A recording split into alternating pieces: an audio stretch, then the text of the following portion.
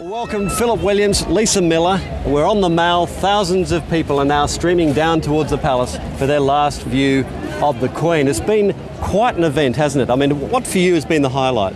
Well, I'd have to say this morning at St Paul's Cathedral, because it was the closest I got to the Queen. I was slightly worried that I would spend so much time reporting on this Jubilee, days of wonderful festivities that the Brits have really got into, but that I would get to the end of it and say, I didn't see the royal family or the Queen, the woman at the centre of it all. But thankfully this morning at St Paul's Cathedral, she drove past quite slowly, waving to everyone, which I think has been a real sense throughout this that she's wanted to get close to the people. That was the whole deal with the open carriage coming down the Mall here. She wanted people to feel that she was their Queen and they got to see her. Well, they certainly have got close, and I mean, there have been opportunities for really several million people to get close. And they all turned up. Even with the rain, we've had to put the umbrella up again today. I mean, they keep sort of forecasting rain. We've been pretty lucky with it, but that river pageant, I mean, people got absolutely soaked. And you were talking about cases of hypothermia. Yes, 400 and something cases of hypothermia from the river pageant, but that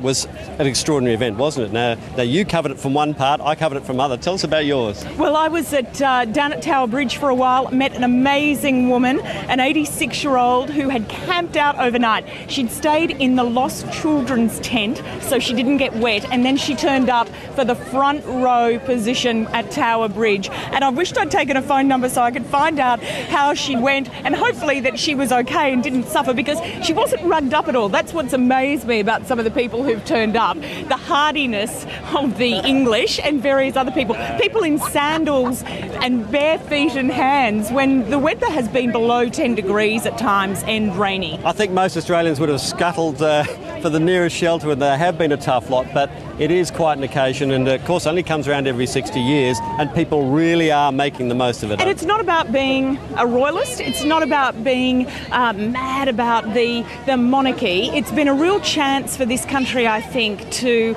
put a lot of tough times behind it, even if it is just momentarily. It's very much, isn't it, about the woman herself.